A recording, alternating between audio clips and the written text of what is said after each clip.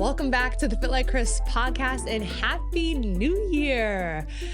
There was a lot of pressure. Well, I put a lot of pressure on myself thinking about what is the first episode of the new year going to be? Like, where am I going to go? What am I going to do?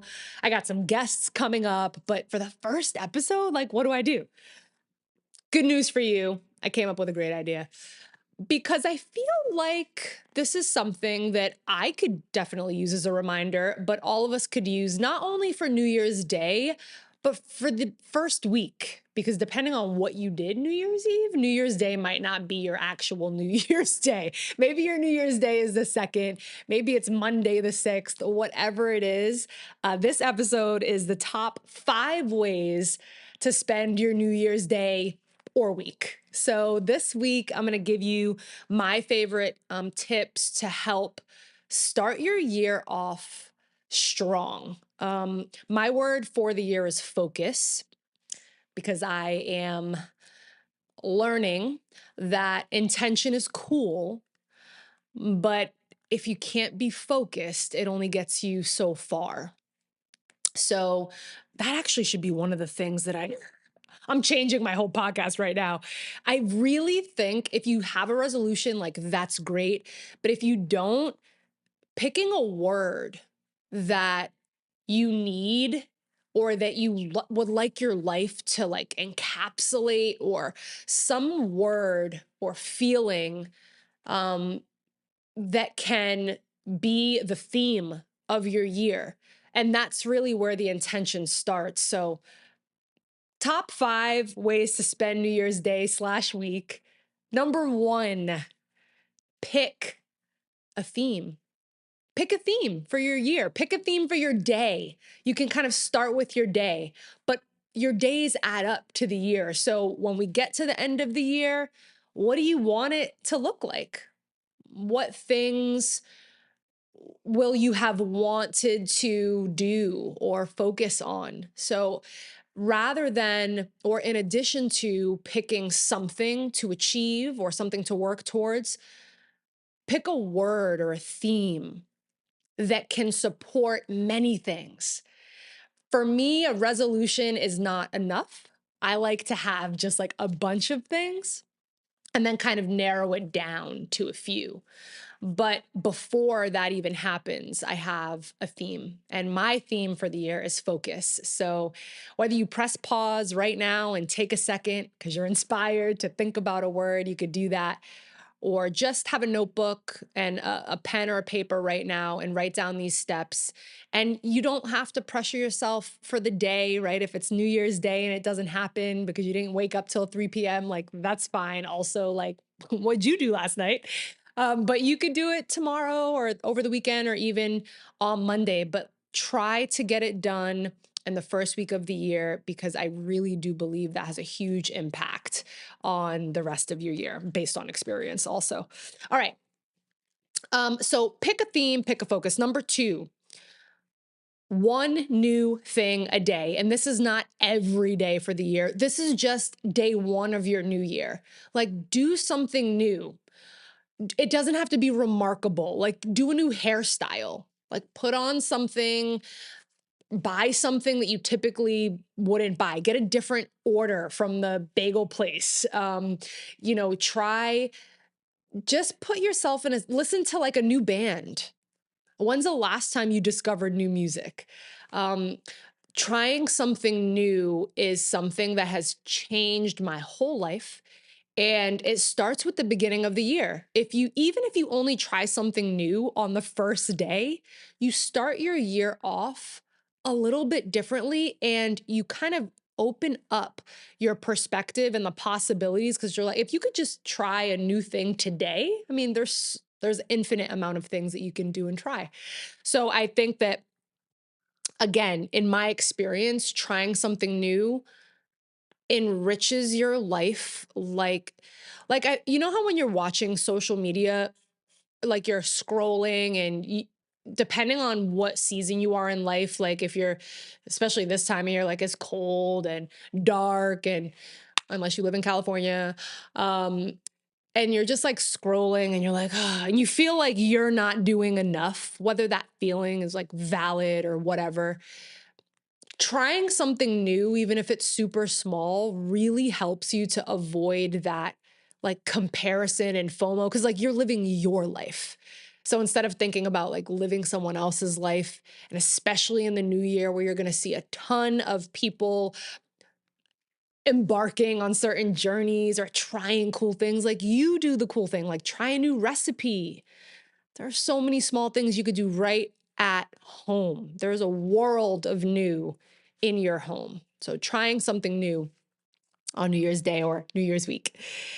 Number 3, this is a super basic one, but I have to include it because it just changes your day, days, and life.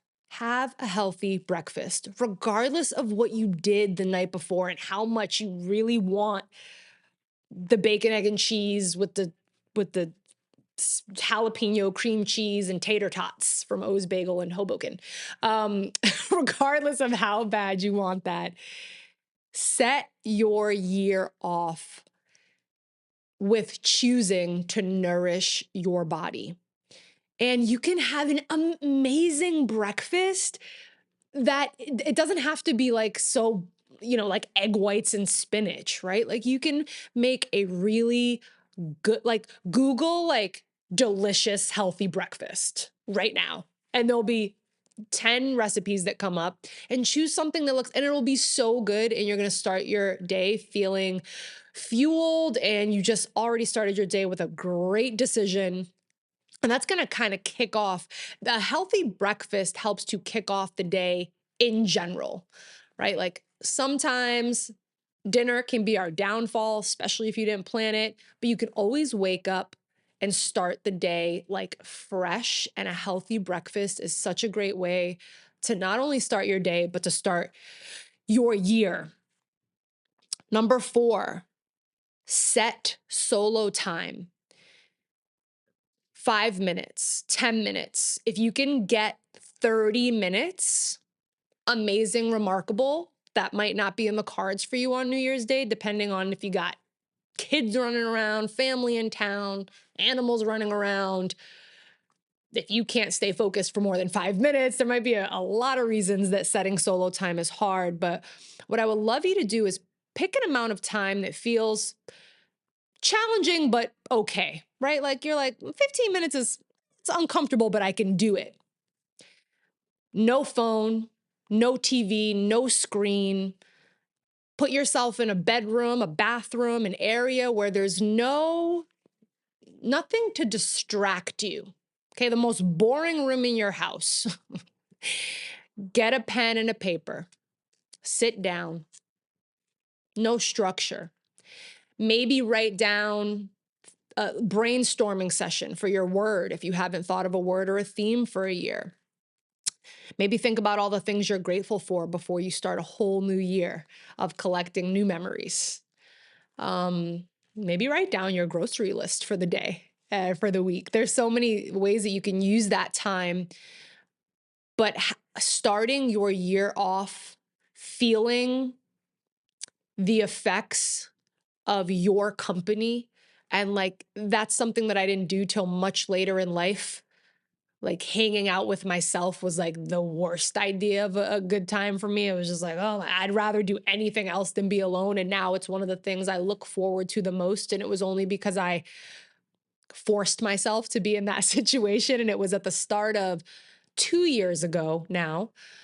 And I just shut everything off, pen, paper.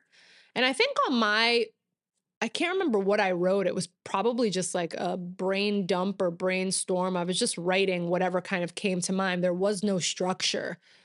But the feeling that I had coming off of just spending, 15 minutes intentionally not looking at my phone, not doing anything else, and kind of spending time with myself and my mind, which again can be very scary if you've never done it before.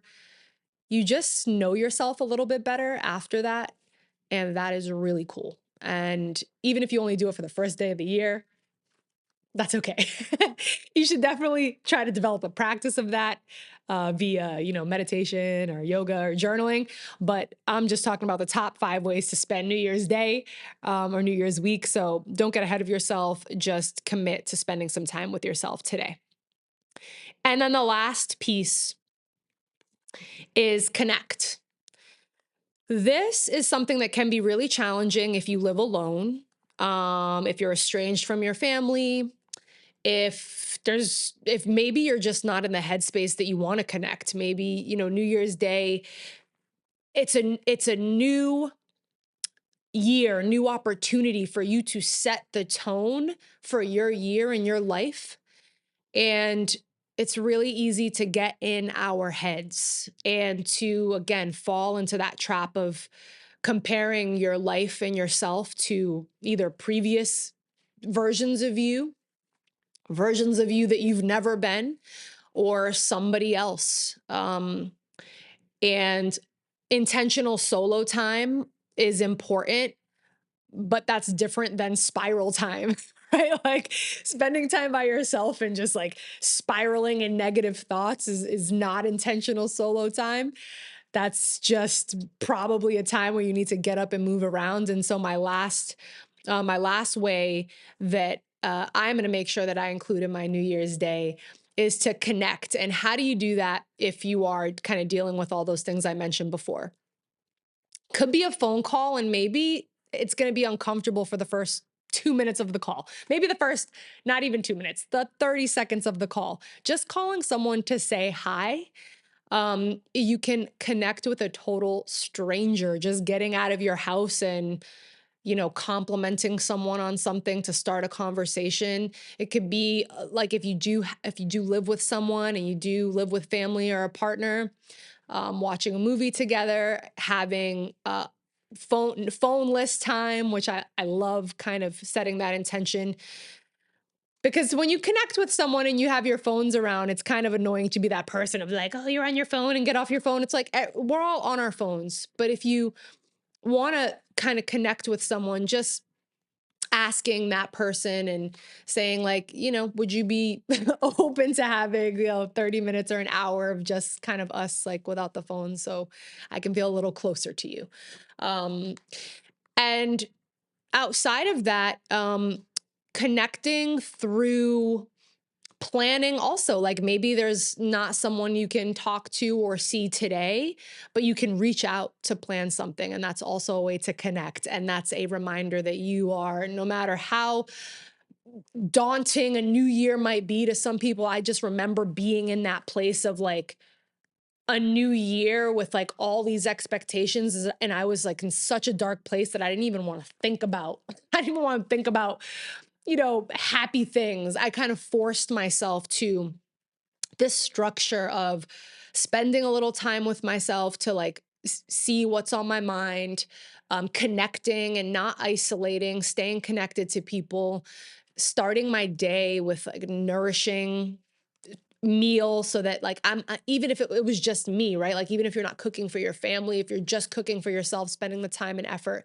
to make something for you, choosing a word that not only is going to help to shape your day and week, but it's going to help to shape your year. Write it big, make it visual, put it on your mirror. I had and I still do it to this day, on any place that I go often or that I look often, I'll always have like a post-it or a card with a message or a word, that's just a constant reminder so that when we get in our heads, as we always do, you have a reminder of what you set out for your year to be. And I think that was my last one. I feel like I'm forgetting one. Let me see. Oh, the solo time. Solo time. Oh, the new thing. The new thing. I said the solo time, the new thing. Yeah, I think that could be very overwhelming. So if you think about it, like you have to climb a mountain or like do something grand, which is cool. You can plan that. But doing something new, you can literally just like, what's that movie called? Oh, oh man, I'm so bad with movies. There's a movie where you probably know it. There's a movie where they do a weird thing so that like you can never replicate the moment. Like they just like stand up and like, throw a fork and spin and like do two squats. I don't know, but like even doing something in your own body, just knew that like just being silly and knowing that you can create that newness and get out of that like hamster wheel that we sometimes get in, where you just like do the same thing like over and over and over. And all of a sudden it's December of 2025 and you're like, I haven't done anything. Just doing like new little things at home, trying new ways of looking at things. And again, another really good one, new music. A lot of us just stop. I think the Rolling Stone, I know it was the Rolling Stone, but I can't remember what age they said. I think it was 35, that like over 90% of people stop listening to new music. So if you're in that category, or if you're getting close to that category, just know that you could be part of the 90%, or you could be part of the 10% and listen to new music all the time and not be one of those people that's like, oh, music is so bad today. It's not. You're just listening to the shit on the radio. So there's way more music out there. This is going into a whole other thing. So happy New Year. And there are so many things that you can do, but just choose. And if you have a problem choosing, I just gave you 5 ways to start your year and to have an amazing New Year's Day, and know that you can, and know that you have the capability to do that. Just set an intention, focus, and always remember that you can. And of course, fit is a mindset.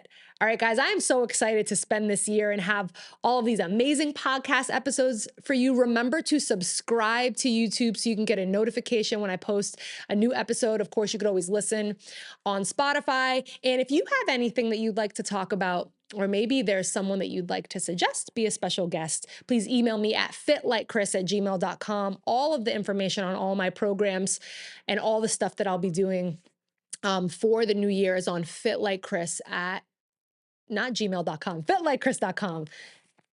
There it is right there. All right, guys, happy New Year. I'm sure you're going to hear that a bunch more times this week, so I'm going to stop saying it, and thank you for listening.